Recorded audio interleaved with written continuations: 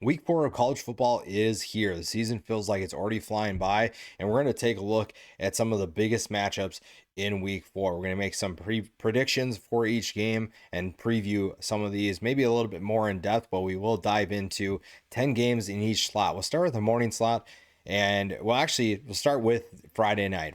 We have Tulsa and Oklahoma State. Oklahoma State currently is a 12.5 point favorite, and this is a Tulsa team that has a lot to prove. Oklahoma State is heading in the wrong direction, and Trey Lamb's team is hoping that they can maybe keep things close. Dominic Richardson has been phenomenal for the Golden Hurricanes so far. 53 carries for 296 yards and 2 touchdowns. There's been plenty of transfer talent coming in for Tulsa, a lot of new faces, and that's made for a little bit of a difficult transition, but this is a team that is looking to make improvements, and we've seen some flashes of that so far, and this would be a big one for them to have a strong showing. Again, the line is 12.5. I don't feel confident about betting Oklahoma State on that, but we're not talking about bets today.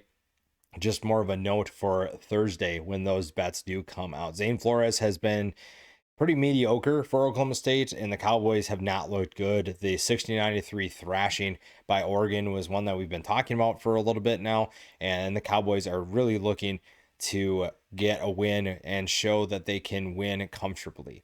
Iowa heads to Rutgers, where they are a 2.5 point favorite, and this is a big one for them. And Rutgers has a great opportunity as well. It's a big one for Iowa because the offense is kind of regressing back to what we saw a couple of years ago. We saw this offense be really mediocre and really struggle to move the football.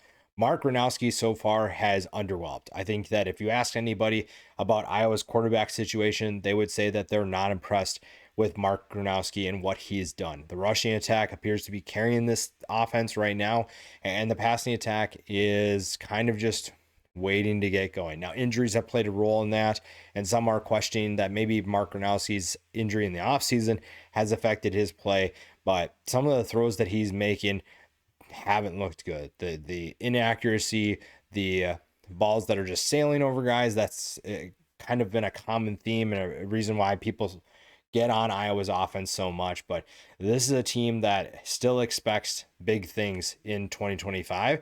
They just have to get things sorted out. The defense right now is kind of doing its part. The offense, as usual, is going to need some time to get going. Rutgers is kind of in a weird position. You have the win over Ohio that did not look good. You went 34-31, struggled to stop that Ohio offense. This is one where you probably aren't going to have a ton of struggles outside of stopping the run against Iowa, but you do have some work to do. Ethan Kaligmanis so far has been solid, 534 yards and 6 touchdowns for him. He is going to be a big key for this team. This is a defense in Rutgers that has the ability to shut down Iowa's offense, and if Kaligmanis can play to a certain level, this offense could be really explosive. The Scarlet Knights are going to be really fun to watch if they can hit their stride. Again, it was early, first game of the season when they play Ohio, so you kind of have to give them a grain of salt with that. If they get things going, though, this could be a really fun team. A big game in the morning slate is Texas Tech at Utah. Utah currently is a 3.5 point favorite, and this one is going to be phenomenal. If you like Big 12 football, this one is for you. This is a game with two teams that expect to make a run at the college football playoff as well as the Big 12 championship. This also could be a game that, regardless of who wins this one, could be the Big 12 championship game. We could see a rematch of these two teams, and depending on how it goes, if it's back and forth, an absolute battle, that is probably going to be a welcome sight. That's probably going to be something that people want. And we'll start with Texas Tech. Baron Morton right now is playing on a Heisman level, 923 yards and 11 touchdowns. Now, his stats are one thing. The fact that he has been able to, one, stay on the field, stay healthy. Granted, we've already had a couple scares, but he has been on the field and he's playing with confidence. Now, one thing with his injuries is when we talk about injuries with any player, sometimes when you have those nagging injuries or those injuries that just pop up, you kind of are second guessing yourself on the field. So far, Baron Morton has not done that. It's clear that he's very sharp. He is locked in to what they're trying to do offensively. And it was very evident in the last couple of games. The first few drives, Baron Morton is making a lot of really good throws. He's making really nice over the top, dropping in some dimes and throwing some really good passes to his receivers, throwing it to where only his guys can go get it. And it was a big reason why they pulled away from Oregon State early last week. Morton is going to be the biggest key for this team. His health is going to be a question, though. And one thing I'll say is that when you're playing Utah, you are going to get hit. That is something to monitor with this is if Baron Morton gets hit, do we have to worry about his health? Are we going to have to worry about his durability? That is a big question for this team. This offense is phenomenal. So far, we've seen some good things from the passing attack. The rushing attack, even with the injuries they sustained, has looked all right as well. They're running really hard. And you would love to have a guy like Quentin Joyner in this scenario here to go against a team like Utah, but you don't. And so far, Jacoby Williams, I think, has looked pretty solid. And this is a team that, again, has plenty of talent to move the ball down the field. Offensive line has had a couple of injuries that maybe are concerning, but I think overall this is an offense that looks like it's dialed in, and how they start against Utah on the road is going to be a big key. Now, the one thing is that this game's not at night. That's like the saving grace for Texas Tech. Utah is still a very good team. It's still extremely tough to win at Utah, but I think that this is a really good position for both teams to be in. And it's a great opportunity for Texas Tech to show that, hey, we can hang in these types of games. We can win these types of games. And it's a new era for Texas Tech football. Now, the defense is really where you have more of the concerns, not because of how they're playing right now, but because of how they've played in the past. Typically, Texas Tech's defense will kind of fade away in big moments. They'll struggle to step into the spotlight and handle that pressure. This is a unique challenge with Utah because of the type of offense they're going to play. Now, it won't be the traditional Utah offense where it's going to be power I, consistently run the football every single play, throw in a play action every now and then. They're still going to do some of that, but they're also going to spread you out. And they have a quarterback that is going to be a nightmare for the Big 12. And Texas Tech's defense has a great opportunity in front of them. There's a reason why you brought in guys like Romello Height, David Bailey. You brought in those guys to create pressure in the passing game. You also brought in guys like Skylar Gill-Howard. You brought in Lee Hunter to stuff up the middle to stop that rushing attack. And if you are Texas Tech, you need those guys to play not up to their salary, to what they're getting paid, but you need to have them play at a level that shows the entire country that you are ready for this opportunity. You're currently underdogs on the road, and this is a team that is going to walk into this stadium and learn pretty quickly that this is one of the toughest environments in college football to win a football game. Again, playing at night is a whole different beast. You're fortunate that you don't have to worry about that, but still, playing in Utah is going to be a big time challenge. Now, if you are the Utah Utes, I think that you have a pretty good idea of who you are, even with this new system. Devin Dampier clearly is the answer at quarterback. He clearly gives you a level that you haven't reached at the position since healthy Cam Rising. And that's been a while because Cam Rising was in college for so long. But Devin Dampier gives you an element of running that I don't think you've had in quite some time. He's a dynamic player that's going to be really fun to watch, and it's going to make life very difficult for Texas Tech defense, which is why rush integrity has to be so important for Texas Tech. Height and Bailey are going to have to worry about, are we getting too far upfield? Are we giving up running lanes? And if we don't have a spy, does Dampier have room to run? Now, they're going to run him intentionally too. They're going to have quarterback design runs, but it's where he's going to do the most damage will be when he's dropping back to pass and things break down, when he has to find plays for himself and he has to find running lanes wherever he can. Now, this defense for Utah is good. I think this is going to be a really fun matchup for both sides. Battle in the trenches, super fun, but this defense has to keep things in front of them. Texas Tech has shown that early in games, they are dialed in to making plays. They are ready to go from the jump. And if you're Utah, you have to find ways to be disruptive. You have to get hits on Baron Morton, and you have to find ways to slow this offense down. This is still a Utah team that wants to dictate the pace. They want to be efficient, and they want to make sure this is a physical battle. They do not want to get in a shootout because they're not going to win that. They are not going to win when they're trying to outscore Texas Tech. Outscoring Texas Tech is a quick way to lose a game because Texas Tech is more equipped to play that style, to play that type of football. Utah is not. They can put up points, but they are not as talented in terms of putting up points like that as Texas Tech. When you're watching what this game could turn out to be, the line being 3.5 is pretty spot on for what I thought it was going to be. I thought it was going to be a 2.5, 3 points. So 3.5 to Texas Tech or to Utah's favor is understandable at home. This is one where I'd probably lean towards Utah right now. Reason being, Utah is a little bit more familiar with their culture and the continuity of the players they have. Devin Dampier is a new face. John Harry Daly is a new face on defense. But they have a good core of players that have returned and have been on campus for a while that will help them play in a big moment. Texas Tech, you maybe have more questions for a couple different reasons. You brought in so many transfers that are still kind of getting to know each other. Yes, they've looked pretty connected right now, but you also have new faces that you haven't really played in a big moment yet this season. You haven't had to really worry about what the guy next to you is going to do when you face competent competition. That is going to be a challenge. And if they prove that they can handle that, they should be okay. The other thing is that this is a defense taking a huge leap in terms of production, in terms of being disruptive. And that's because you have so many new faces. And how are you going to handle playing a team that's actually a good team offensively? That is going to be a big question for this team as well. But I think that they have the players to do it. It's going to be one of those games that we'll find out pretty quick if Texas Tech is ready for this challenge.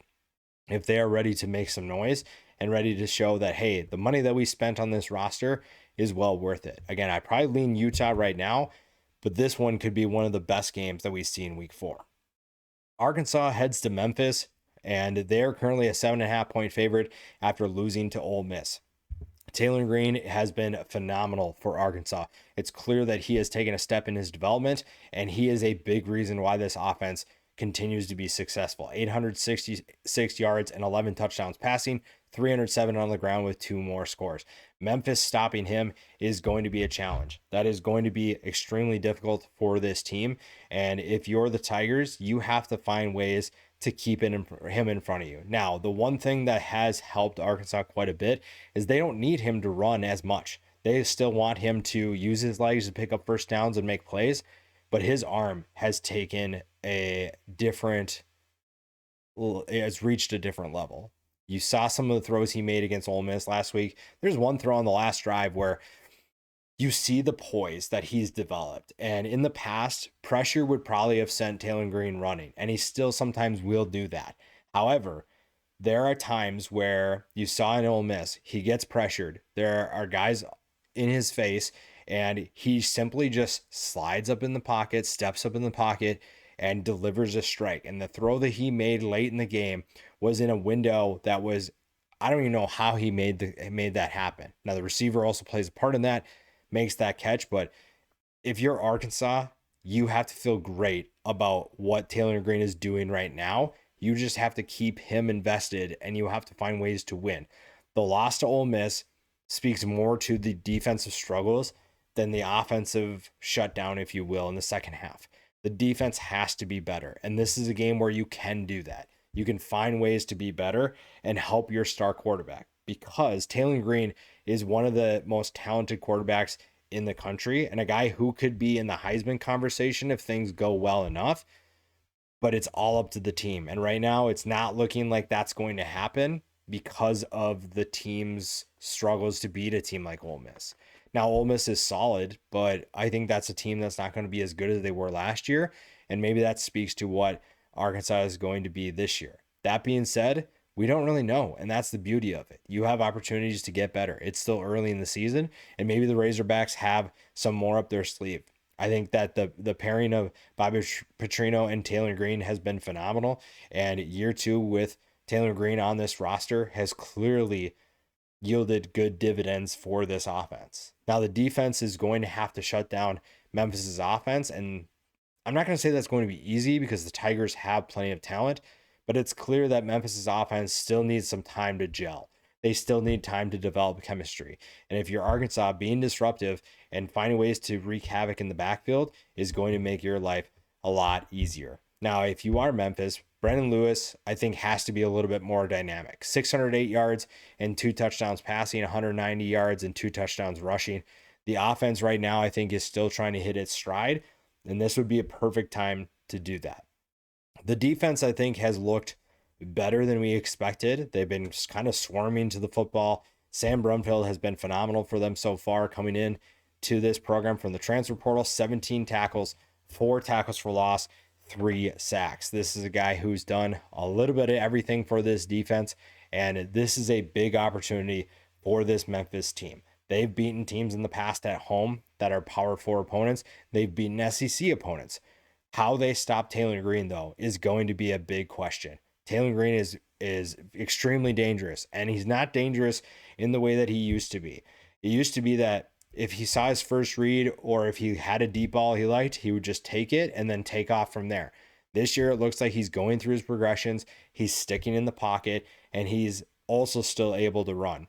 That is a terrifying scenario for any team that Arkansas face, let alone Memphis. Now, the 7.5 point spread right now maybe feels a little bit steep, but if Taylor Green plays the way that he does, that's going to be no problem.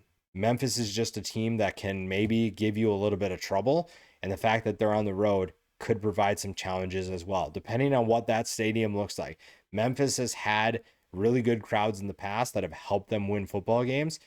That's going to be a big question for them going into this one. But I'd probably lean Arkansas with this one. In terms of winning, I think Arkansas is going to win, but Memphis has had a track record of pulling off upsets in the past. Maryland heads to Wisconsin, and Wisconsin's an 8.5 point favorite. I think that this might be on the bet slate later in the week, but Maryland is playing, I think, a lot better than people expected. Malik Washington appears to be the quarterback of the future as long as everything goes the right way, but he clearly has stepped up in a big way. We talked about him coming into the year, what we expected from him, and how he gets acclimated to the Big Ten. So far, he has looked pretty good for Maryland. 773 yards and 6 touchdowns. Another true freshman, Sidney Stewart, is off to arguably an even better start. 10 tackles, 6 tackles for loss, 3 sacks. Now, if you are going to pull off an upset on the road against Wisconsin, you need those two guys to continue playing the way that they're playing. This is a new experience for Malik Washington. Playing on the road against Wisconsin, even if Wisconsin isn't as good as it used to be, that is going to be a big time challenge for a true freshman that's stepping into new territory that he hasn't seen before. And I think that's going to be super fun for Maryland. If you're Wisconsin, you have to find a way to bounce back. Now, we'll keep an eye on what Billy Edwards' status looks like for the rest of the season, but they probably need him back. Danny O'Neal has looked all right at times, but he's clearly not the answer. Honestly, I like Maryland in this one. I think that Wisconsin at 8.5 is just a way too big of a line. I think that Maryland is a lot better than people realize, and this could be an opportunity for them to show that.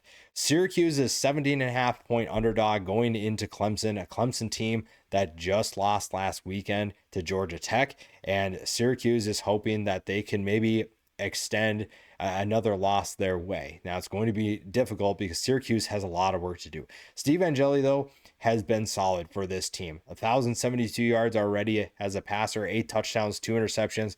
He has looked really poised in tough situations. I think that was a really good addition by this team. It's just that this is a team that is struggling. If you're Clemson, how do you turn things around? How do you find ways to get better? Because right now you are in a real bad position. The dynasty that we once knew is gone, and you have to find ways to almost in a way embrace being kind of like a normal college football team. That seems weird to say, but Clemson just has to find ways to just be normal.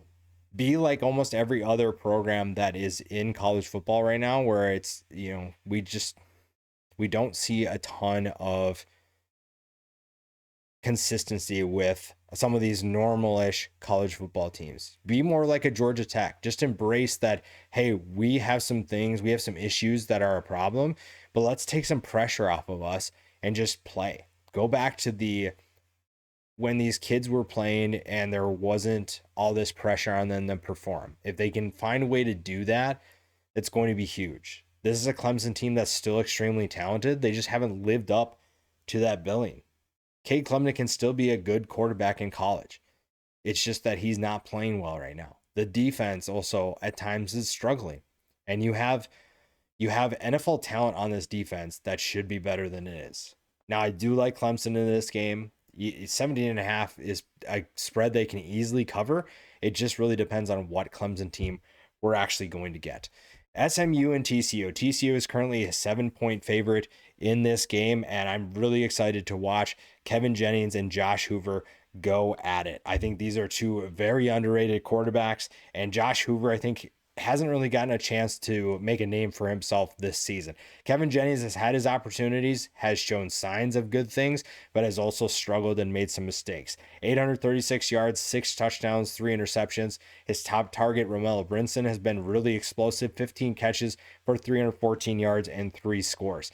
This is a team that has plenty of work to do. This is a team that has a lot of issues to fix, but this is still a dangerous team. And even though TCU is a 7-point favorite, they are very capable of winning this one. Now, this one is going to be chippy. I think, if anything, this one could be a little bit lower scoring because these two teams don't really care for each other. And a lot of times the emotions get the best of them. So you're probably going to see some penalties early on. You're going to see plenty of jawing. You're probably going to see plenty of punches being thrown. Maybe not punches specifically, but you're definitely going to see a lot more aggressive behavior between these two teams because they do not like each other. They do not care for each other. Now, if they get settled in and stay disciplined in that regard, this game has the potential to be the highest scoring game in week 4. SMU can put up points in a hurry. TJ Harden's been a great addition. The rushing attack has been steady because of him. It gives Kevin Jennings plenty of time to make plays with his arm, and that helps a team that definitely needs him to play well. For the TCU side of things, Josh Hoover again, 621 yards and 6 touchdowns in just the 2 games he's played. The first game against North Carolina looked really good. And if you're a TCU fan, you feel fairly confident that he is set for a big year. And it appears that the talent that is around him is set to make some plays. They appear to be on the same page so far early in the season, but it's still early. There's still plenty of time for certain things to play out and potential other things to be fixed. The defense is playing with a ton of confidence, but I'm curious to see how they'll handle an offense like SMU. Is this going to be another game like the Baylor game? I'd be okay with that, honestly, because that was one of the most entertaining games that we saw in week 3 or week 2, it would have been. And even just in college football, back and forth, offenses that know what they're doing. Very exciting if you're a college football fan. I probably lean TCU right now. I think that they're playing with a lot of confidence. I don't know if I necessarily would take TCU with the points, but I do like TCU in this one. I think that SMU has the opportunity to surprise us. I think they can win this game. But right now, I think I feel a little bit more confident in what I see from TCU than I do from SMU. Bowling Green goes to Louisville. They're 25.5-point underdogs right now, and they're coming off a win against Liberty. Now, they're probably not going to beat the Cardinals, but if they can find a way to stop Isaac Brown, they probably are in a better position than people realize. Isaac Brown, 18 carries, 230 yards, and 3 touchdowns. That's a great ratio, if you will. And I think that he is one of the most explosive players in the country. Miller Moss is looking to kind of get his footing and still get his confidence, build that up. And if they're able to do that, Bowling Green shouldn't really stand a chance. North Texas coming off a monster win against Washington State, 59-10. This is a big time test for them. Playing the triple option of Army is going to test this defense. Can the offense put up enough points? Can the defense do enough to make sure that they're still in this game? That is going to be a big question. Army is also looking to continue playing better. The first game of the season did not go their way. lately they've looked better. So this is one to keep an eye on just for an American game, but also for the group of five. Again, North Texas, I think, could be a contender in the American. This will tell us pretty much everything we need to know about that team. Oregon State and Oregon play, and that honestly is just one of the games that feels wrong to be this early. Oregon's a 35.5-point favorite. I don't really have to dive into this one too much. Oregon's going to win this game. I don't have any questions about that. It's just a matter of how well Oregon State's offense can play. And right now, that question has been kind of up in the air. Anthony Hankerson has been fairly disappointing, but it's not really completely his fault. It's been an offense that has been not bad, but bad at times. And you're facing an Oregon defense that is probably going to take care of business. I don't think that Oregon's going to pour it on here. It is a rivalry game, but I think Oregon has their attention next week and on other games than Oregon State.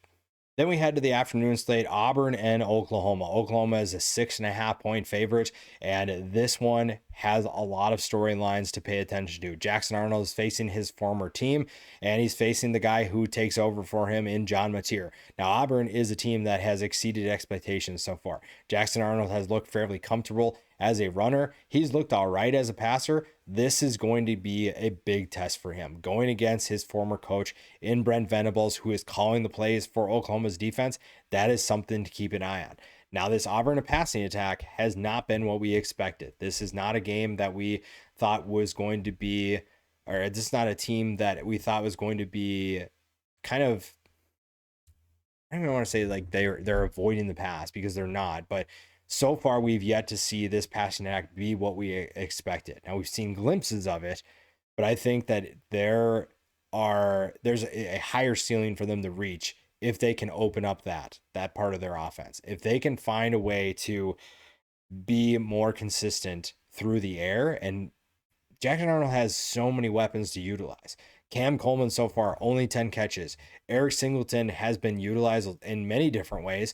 You'd like to see him get more involved. I think their ability to spread the ball out is only going to help them, because if they can't, Oklahoma is going to tee off on the fact that they're trying to run the football, and they're not going to really respect this passing attack. And Brent Venables is probably going to challenge Jackson Arnold as a passer. They are going to load up the box and say, all right, Jackson, you are going to beat us with your arm. And until you do that, we are going to send as much pressure and put as many guys in the box as possible to confuse you, and also put things on you where you have to beat us with your arm. You have to take the top off the defense. You have to find ways to make really good throws, make smart decisions.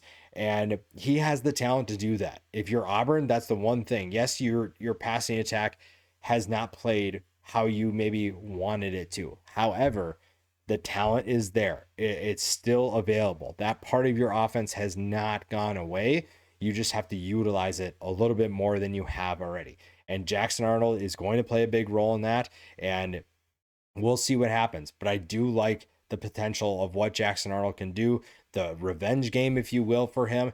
That is a storyline to pay attention to. If you're Oklahoma, I think that even though there have been good things from this, there are some questions still with this team. And a lot of people are really excited about John Mateer, but there are also some things that could be concerning. I'm not saying they are concerning, they could be. John Mateer plays this game with a ton of confidence. And while that is fun, sometimes that's going to get him in trouble. Some of the decisions that he makes, the arm angles that he uses, result in tipped passes or throws into dangerous areas. And if you're Auburn, you have to find a way to exploit that. Almost bait him into making some of those confident decisions where he has to show you that I can make these throws and I can be disciplined enough to keep the ball away from this team and out of harm's way. So this is a team that has so much talent that if you're not careful, Oklahoma can make you pay. However, this is an Auburn defense that I think is being slept on right now and could be problematic for the Sooners. Now, if Oklahoma and John Mateer can get off to a hot start and they also make Jackson Arnold really uncomfortable, you feel really good about what this team can do. And 6.5 feels like it's a little bit steep right now. I think if Auburn can open things up offensively, and maybe they've been kind of holding back, I don't know why they would, but they've been kind of holding back with that. If they can open things up, I like Auburn's chances in this one. I like them in this game. If not, it's going to be Oklahoma. I'm probably going to lean with Auburn, just assuming that they can maybe figure out how to get the passing attack more involved. But if they're not able to do that, Oklahoma's probably going to take this one without too much problem. Tulane is a 12.5 point underdog when they go to Ole Miss, and Ole Miss is coming off of that 41-35 win over Arkansas. It's clear that you can score points on this defense, and it's clear that Tulane is playing with a ton of confidence. Now, beating Ole Miss is a much different challenge than beating Duke or beating South Alabama or beating Northwestern. This is a big time challenge, and you're not playing at home. That is another element of this that is very difficult that you didn't have last week. I think this is a very difficult team to beat. John Summerall deserves a ton of credit for what he's doing with this program, and his team is playing like they've played together for almost an entire season. They're playing with a confidence, they're playing with a ton of energy, and that's been a big reason why they've kind of jumped on teams early. They are playing with an energy that their opponents have not, and that is going to be something to keep an eye on. Ole Miss is, right now the question is, what does Austin Simmons' health look like? Is he going to be able to play? If not, Trinidad Chambliss appears to be the right guy for the job, and even with him, they should be able to win this one. I think that Ole Miss does win this one, but I wouldn't count Tulane out so easily. Michigan and Nebraska. This is a big game that we've had circled for quite some time. Everybody talks about the Michigan-Oklahoma game, and then we knew after that that Michigan and Nebraska was going to be the next big one.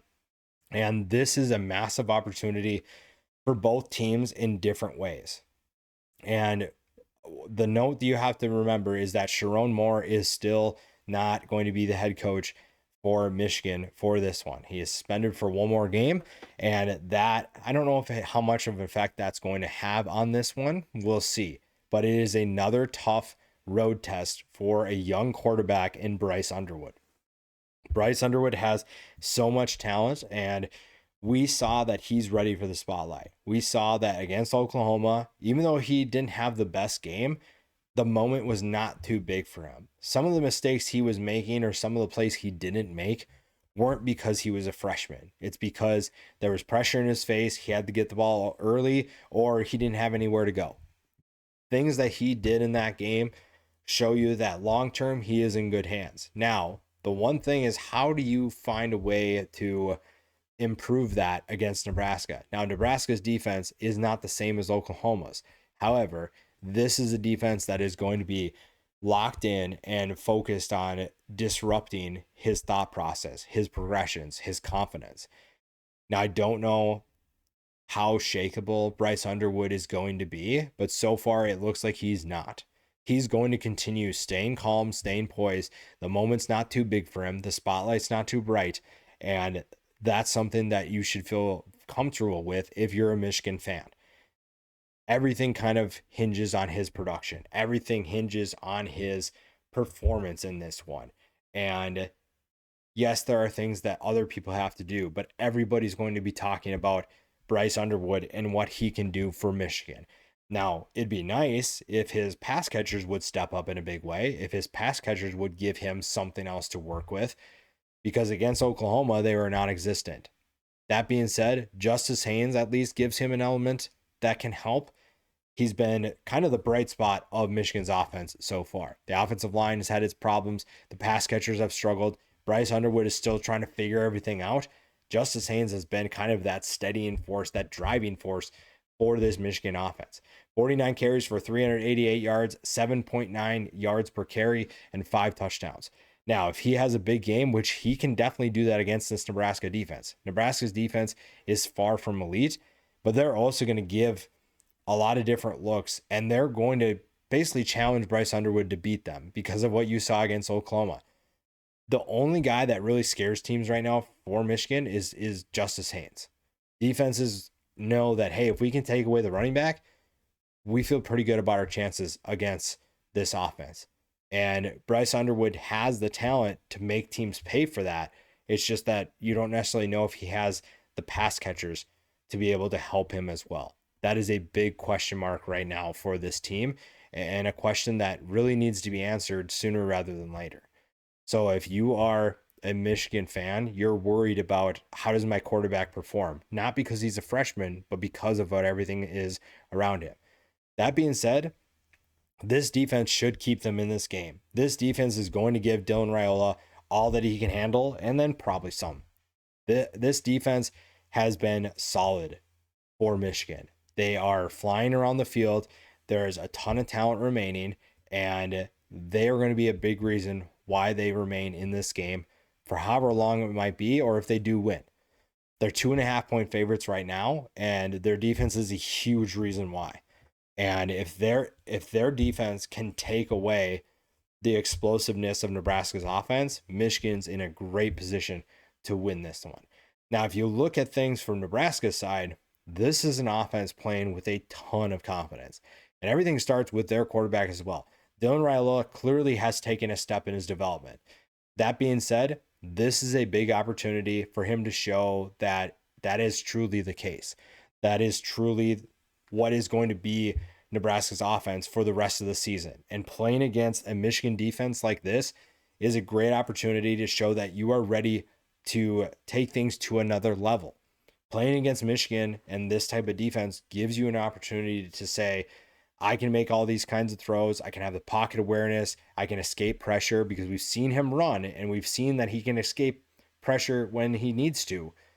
But doing that against a Michigan defense like this is a whole different challenge. Now, part of that's on Dana Holgorsen as well, to dial up plays that puts him in a comfortable position, that allows his playmakers to go out there and get open for him. So I'm very excited to watch how this Nebraska team operates like that. Can the rushing attack benefit them? Can it supplement what they're trying to do? If it can, Dylan Raiola is going to feel really comfortable shredding that defense, which is going to be difficult. However, Dylan Raiola has the talent to make it happen, to make those big time throws and make plays when things maybe break down. That's going to be fun, and I'm excited to see how he performs. And if you're Nebraska's defense, like I said before, you're going to pretty much challenge Bryce Underwood to beat you. Even though he's an extremely talented player, you probably feel confident enough with the secondary that you have to maybe put guys on islands and just say, well, outside of maybe Donovan McCulley, we're probably not worried about anybody. And even McCulley hasn't been consistent. So that's something to keep an eye on. I do like Nebraska in this one. I've been high in Nebraska coming into this year, and this is a great opportunity for them to show what they can do. The talent is there, the play calling is there, the everything is in place for them to make this happen. If they can take away Justice Haynes, if they can make Bryce Underwood uncomfortable, then this will just be a repeat of what that Oklahoma game was 2 weeks ago. Purdue heads to Notre Dame, and Notre Dame is a 26.5-point favorite and looking for its first win of the season. A tough loss against Texas A&M at home was not the greatest experience, and I'm very curious what the attendance looks like in this one, especially for Purdue. Now, Purdue gave everything they had last week against USC, still came up short, 33-17. This is another opportunity for them to show progress, to show that they're better. They're not going to win. Notre Dame's going to win this one, but Purdue has an opportunity to show that they are better than what they were last year. Again, they did it last week. They get another opportunity here. The game that has not as much excitement as it did in the preseason is James Madison at Liberty. James Madison is a 9.5-point favorite heading to Liberty, and Liberty's coming off 2 consecutive losses, one to Bowling Green and one to Jacksonville State. They are not playing very good football right now, and Jamie Chadwell has to figure things out quickly. James Madison is coming off of a tough loss to Louisville on the road, and that's a team that is looking to get back on track, still wants to get to the college football playoff. And while this Liberty team, if James Madison finds a way to win, isn't as good of a win as it once was, it still will be solid. I do like James Madison this one. Unless Liberty shows something drastically different, I don't think the Dukes have much trouble. A big time MAC matchup, if you will, is Toledo at Western Michigan. And even though the line is Toledo minus 14.5, Western Michigan, I think, is tougher than a lot of people realize. They've just gotten to play 2 Big Ten teams that had pretty much took care of business. So that's definitely a tough thing to kind of decipher of how do we judge this team, right? You played Illinois, a team that's probably making a run at the college football playoff, and you also play Michigan State, who's a lot better than people realize this year, and you also lost by 3 to North Texas. So that's a game to keep an eye on. Western Michigan, as long as they can figure out the quarterback position, is in a good position to make plays offensively. They also have to find a way to stop Chip Trayanum. I do think that Toledo wins this game, but I think it's closer than that. 14.5-point spread. NC State at Duke. Duke is a 3-point favorite. We talked about the loss to Tulane. I think Duke is still a scary team in the ACC as long as they can clean up the turnovers. Turnovers are going to hurt them so much. And if they do that again, and CJ Bailey continues doing what he does in terms of taking a step in his development, NC State's probably going to win this one. That being said, if they take care of business, Duke is easily the better team, the more talented team. And as long as they stop Hollywood Smothers, they should have no problem winning this one. I'm going to go with Duke here. I think they bounce back, but NC State is still a lot better than they were last year. West Virginia's coming off that big win over Pitt, and now they travel to Kansas where they're 11.5-point underdogs, and they have to find a way to stop Jalen Daniels. Now, their own offense has to figure out their quarterback situation, but stopping this Kansas offense will be a challenge. It will be a tough time, and it will be difficult for them to be able to do that. I do like Kansas in this one. I don't know if it's 11.5 points yet. We'll see how things kind of work out towards the rest of the week, but Kansas is, I think, going to win this one. South Carolina and Missouri. Missouri is currently a 13.5-point favorite, which speaks to how much these two teams have changed in terms of our perception coming into the year. If this was at the beginning of the year, I think South Carolina might be favored on the road. That being said, the win against Virginia Tech does not look good. They absolutely got thumped by Vanderbilt last week, and we're not really sure what Lenore Sellers' status is going forward. The offense clearly needs Sellers. Even though it hasn't looked great with him running the show, they need him to be back healthy. They need him in a bad way, and Missouri's in a great position right now and playing with a ton of confidence. Bo Perbula has looked really good so far as a passer, as a runner. This offense has looked much better than people realize, and if they can keep the ball rolling, if they can move the ball down the field against this defense in South Carolina, Missouri is going to be just fine. I think that the Tigers are going to win. Lenore Sellers' status is really going to dictate a lot. I don't think it's still enough to beat Missouri, but this is definitely one to pay attention to in terms of the SEC. Boise State heads to Air Force where they're 10-point favorites, and they get another big test. Now, Air Force, maybe their record doesn't scare you by any means, but that's a team that's going to challenge Boise State, and Boise State needs to play with a lot of discipline. This triple option attack is going to be difficult to stop. That being said, I do like Boise State. I don't think that they're going to have a problem. It's just a matter of how clean can they keep it? Can they limit the turnovers, the mental mistakes? Because if they can't, Air Force is going to hang around. And if Air Force hangs around long enough, that's when things really get dangerous. Then we head to the night slate, Florida at Miami. Miami is a 7.5-point favorite, and for obvious reasons. Florida absolutely fell apart last week. 5 turnovers, 5 interceptions by DJ Lagway. If Lagway can play better against Miami, this is a much different team. That being said, Miami appears to be one of the best teams in college football and definitely a national championship contender. Thanks, I think, large part to their defense, but Carson Beck has played really well, played with a ton of confidence. And also, I think you can make an argument that Miami has the best combination of offensive line and defensive line in the entire country. That is a good group, and I think that Miami is probably going to take care of business here. You just really want to make sure that DJ Lagway is playing better, because Billy Napier's kind of on borrowed time at this point. I'm kind of surprised that he's still around. I don't know what the administration is hoping to see. Maybe it's a strong performance here, but it also could go sideways. If Miami runs away with this one, Florida's in big trouble. Florida's in big trouble. And maybe it's, we saw that Virginia Tech and UCLA fired their head coaches, and now kids can transfer and not have to burn their red shirt. So that's something to keep an eye on. Maybe they're waiting for that depending on how things play out. But Miami shouldn't have any problems. I don't have a ton of concerns about this one. Their defense is going to be able to put DJ Lagway in a bind, get him in tough positions, and they could replicate that 5 turnover day.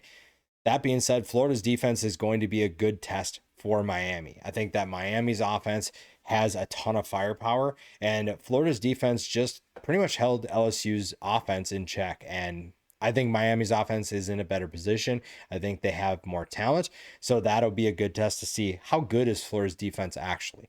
I do think that the Miami Hurricanes are going to win this one. I think that they are just the better team, and I think that they're going to be able to move on with a win here. Illinois heads to Indiana. This is one of the more intriguing week 4 matchups. Indiana is a 4-point favorite right now, and both teams are looking to make a run at the college football playoff. Indiana's looking to get back. Illinois is looking to make it this year. Now, Illinois has played really well so far. The offense is in good hands with Luke Altmaier. Hank Beatty has been a nice surprise at wide receiver, and the rushing attack has been steady when they needed it to. Caden Fegan, so far, knock on wood, has been healthy. That has been a big piece that I don't think a lot of people are talking about. He's a massive frame player who's going to be able to make big plays, and in clutch moments, they're going to give him the ball because of his size, his physicality. That's really where he shines, is in those tight situations. To be able to make those kinds of plays, that's where he'll really shine. And it also balances out this offense. The offensive line in great hands. The defensive line, I think a lot of people are kind of overlooking this. Illinois' defensive line is a lot better than I think people realize. I think that they don't see that this team can be extremely disruptive. And it's not just because of Gabe Jacas. He is someone who's going to play in the NFL. 8 tackles, 4 tackles for loss, 3.5 sacks, 2 forced fumbles already. He is a one-man wrecking crew, but his defensive line teammates are also good. This is a group that is going to make Indiana's life a lot more difficult than I think people realize. And Illinois is a team that so far is just playing kind of steady. I don't think they have anybody that's a superstar by any means, but they've also not needed a superstar yet. This might be the first game where if you need to play consistently, you might need someone to step up. So far, Hank Beatty's been that guy offensively, and Yakas has been that guy on defense. They have guys that have stepped up. Now, is Hank Beatty a superstar? I don't think anybody would put those two together, but he has been reliable so far. And Altmaier has been solid, completing nearly 72% of his passes. He's been accurate. He's been calm. He's been poised.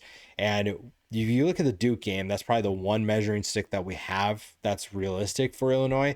They stepped up in a big way. The defense made plays. The offense made even more plays when they needed to, and especially in clutch moments, especially down the stretch. This is a team that took care of business and made sure that they weren't going to leave anything up to be misinterpreted. They were going to take care of business. They are going to make plays. And if you're Illinois, you feel pretty good about where you sit right now. It's just that you run into an Indiana team that we're not really sure what to make of this team. Because when you look at who they've played so far, you had the first game against Old Dominion where you don't look great, but the game never really was in question. Colton Joseph was kind of like a one-man wrecking crew. That's one where you're not really sure what to take of it. And clearly Old Dominion is better than I think a lot of people expect, but you don't really know what to take of it. Then you beat up on Kennesaw State and Indiana State. Cool. What did we learn? Probably not a ton, right? Beating those types of teams isn't going to tell us how you're going to fare against Illinois, because none of those teams have a Gabe Jacas. None of them have certain players on this Illinois team. None of them have a defensive line like Illinois. None of them have an offensive line like Illinois.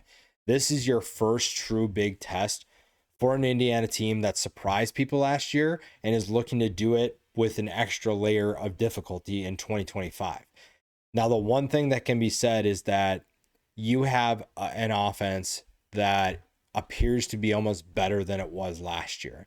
Now, losing one of your big time running backs is going to be a loss for sure. You're going to feel that quite a bit. But overall, I think that you're still in a good position. Lee Beebe is obviously a solid running back, but it's clear that Indiana has good depth there. Omar Cooper Jr. stepped up in a big way last week. He is someone that could play a big role because most of Illinois' attention probably is going to Elijah Surratt, but they know that Omar Cooper Jr.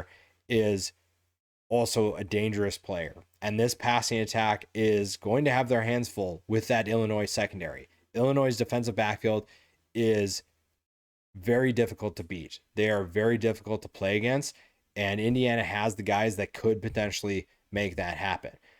Everybody's eyes, though, are going to be on Fernando Mendoza. How does he handle the pressure of facing Illinois' defense? The internal clock has to be on point. You have to know that Gabe Jacas is coming to wreak havoc in this defense or this offense. Mendoza is really where you're going to decide, is this team going to be a contender? Can they handle this big time matchup? And so far, he looks really good. But again, who you play has a factor. It plays a part in our evaluation of this team. And Mendoza has played well. He appears to be an upgrade, which is hard to say against Curtis Rourke. He appears to be better than what they had last year, and this offense overall appears to be better. They're just going to face an Illinois defense that's going to give them an actual test for the first time in their season. For their defense, too, you're going to have to find ways to make Luke Altmaier's life miserable. You're going to have to find ways to wreak havoc. And Duke gave you a little bit of a blueprint a couple weeks ago. Duke was doing a lot of good things in the first half where Illinois' offense struggled. They were getting guys like Vincent Anthony Jr. in the backfield. They were wreaking havoc on an offense that did not look good right away. The thing is that they've figured out how to counter that kind of stuff. So if you are Indiana's defense, you have to find ways to switch up the looks. Anything that you've put on film so far, which honestly probably hasn't been that much, find a way to switch it up. Find a way to counter whatever Illinois has to counter that. This is going to be a chess match between both sets of offensive and defensive coordinators. And I think that's going to be a really fun thing to watch. And this is a matchup that's not getting a ton of love. This is a matchup that is flying under the radar in terms of entertainment because Illinois and Indiana aren't your traditional powerhouses. But I think this one is going to be really, really fun. Right now, I'm probably going to lean with Indiana. I do think that they're going to get the job done at home. Illinois is still a tough team. I think it's going to be a close game, but I think that the Hoosiers are going to come out on top. Georgia State and Vanderbilt. Vanderbilt is a 26.5-point favorite, and they're going to make sure that that happens. Last year, we knew that Vanderbilt was the better team, but then we didn't know that, right? Georgia State pulls off the upset, and Vanderbilt remembers that. Vanderbilt is on a mission this year, and the one thing you wanted to point out is Diego Pavia and this offense are dialed in to what they do well. And they're not the most explosive offense, but they are going to be methodical. They are going to move the ball down the field. And this is a Georgia State team that did upset them last year, but that's not going to happen this year.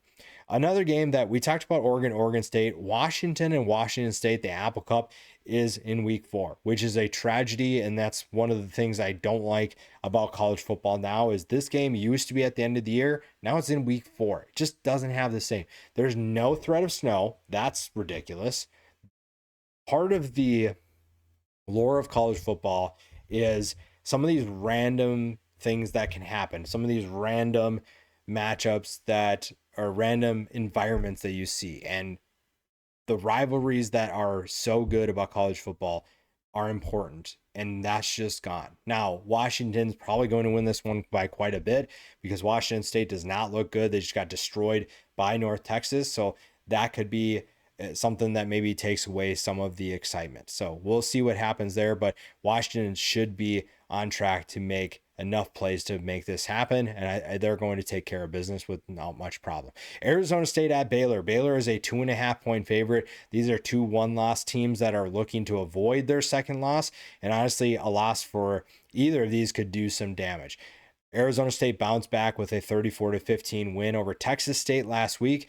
Baylor is clearly firing on all cylinders. The loss to Auburn was very disappointing, but they have turned their attention around really quick and focused on what they're doing. Sawyer Robertson is one of, if not the best quarterback in college football right now, 1,070 yards and 10 touchdowns. How they combat Arizona State's defense is going to be a fun chess match to watch. And I think that overall, this is a really exciting team and a really interesting team to pay attention to. This is a Baylor Bears team that has a lot of exciting options on offense, and you're hoping that they can continue to make plays.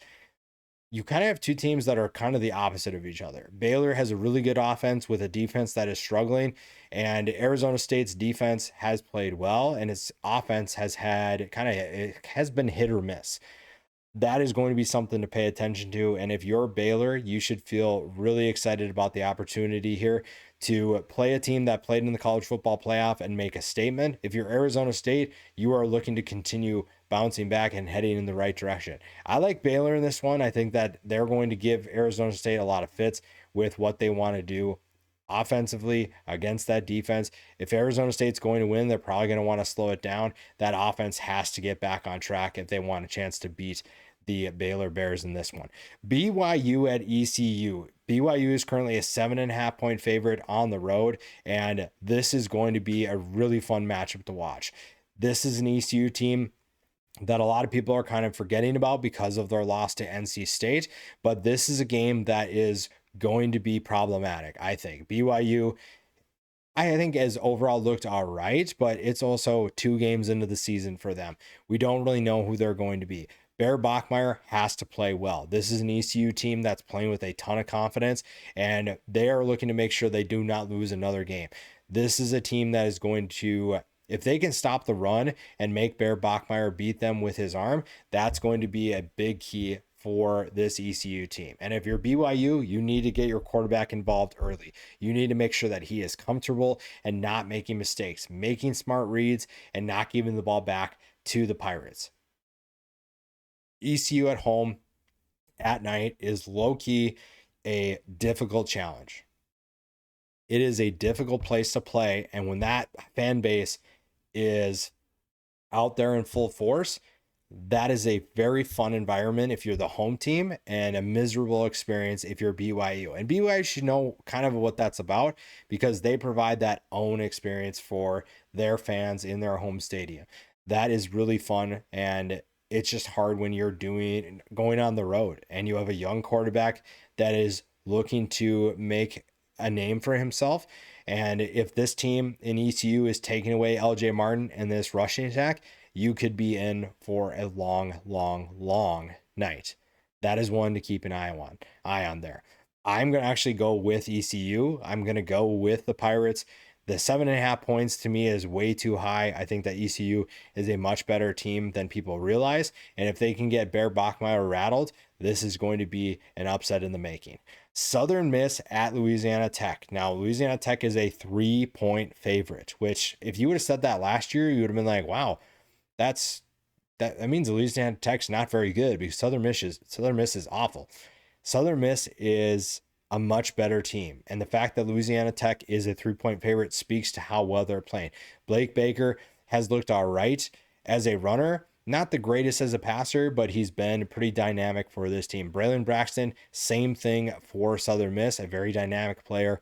And this is a Southern Miss team that should have a lot of exciting games in the near future. I do like Southern Miss in this one. I don't think that 3 points is in the right direction, so I'm going to take the Golden Eagles in this game. UTSA at Colorado State. UTSA is a 4.5 point favorite. Robert Henry Jr. has been phenomenal for this team. He's been a dynamic threat for this offense, and he's been a big reason why they've had success. They face a Colorado State team that people are, in my opinion, sleeping on. Braden Fowler-Nicolosi is not putting up the best numbers once again, but this is a Colorado State team under Jay Norvell that has found ways to win football games in the past. And it's at home. It's going to be a game that not a lot of people pay attention to, but UTSA is a tough team to stop, and Colorado State's defense has their hands full. It'll be fun to see how they handle this type of challenge and how they handle this offense, because right now this is a team that has a lot of confidence and a lot of belief in what they can do. If you're Colorado State, you have to find ways to be explosive. And you played Washington. That obviously didn't help build your confidence, but you did see some good things. They did make some plays. So if you're able to build upon that and kind of channel that against a defense in UTSA that has shown that it can give up points and let teams move the ball down the field, you should be in good hands. If they can't stop Robert Henry Jr., then UTSA is going to win that. But I'm actually going to go with Colorado State. I think that they can get the job done at home. People are sleeping on this team, and you're going to learn pretty quick if this team can actually be good. If they win this one, this is a team to be talking about in the Mountain West. Same can be said if UTSA finds a way to win this one for the American. Michigan State at USC. USC is a 17.5-point favorite. They're coming off that 33-17 win over Purdue, a game in which they felt maybe they should have won by more, but ultimately didn't. Michigan State and Aiden Childs appear to be better, but this is going to be a big test. And it's going to feature two quarterbacks that have a ton of talent. Jaden Maeva so far has looked really good for USC, 989 yards and 6 touchdowns. He has a dynamic duo in Jacoby Lane and Mekhi Lemon at wide receiver. Childs has Nick Marsh. This is going to be a game where if you like receivers, watch this one. It's going to be late. It's super late, which is just insane. Let's bring back the Pac-12, please. I don't want to see a Michigan team going out to California for a late night Big Ten game. Let's make it Pac-12 after dark. Let's go back to that. Make it better. Go back to the time where things were simpler. Rancho. Michigan State has to take care of the football. Michigan State cannot give the ball back to USC because this is an offense in USC that has shown it's going to put up points in a hurry. It's just a matter of how many. I do like USC in this one. I think that Aiden Childs is better, but we've seen times where he is making mistakes, and this is a USC defense that is playing a lot better than people realize. So I do think the Trojans get it done. In the final game, we'll talk about Fresno State at Hawaii. Fresno State is a 3-point favorite. EJ Warner finally threw his first touchdown pass of the year. 4 touchdowns and 5 interceptions for him on the year, 716 yards. Bryson Donaldson has been the steadying force. Same with Rayshon Luke. That's been a steady force for those two. We'll talk about them more later in the week about how they could be dangerous for their future conference when they get there. Hawaii, we're not really sure what the status of Micah Alejado is going to be, but Luke Weaver has stepped in the past 2 weeks and looked fairly decent, but not obviously, the ceiling's not as high as it once was with Alejado. 600 yards for him, 5 touchdowns. Bafeli Ashlock is having a pretty good year so far, and Hawaii, if they want to win, they have to find a way to disrupt what EJ Warner is doing, and maybe too late because it feels like he maybe found his rhythm, found his confidence, but that was also against an FCS opponent. So this is a big opportunity for Hawaii's defense. We've seen that they can be disruptive. We saw what they could do against Stanford. We've seen what they can do against other teams. And if they're able to do that, they could potentially win. I do like Fresno State. I think they're going to take care of business, get the job done on the road, and they will come away with another win to push them to 4-1 on this season. Let me know what your predictions are in the comments below. Let me know which games you're looking forward to, what games you like, and which ones you think could potentially be an upset. As always, subscribe to the channel. We'll see you in the next video.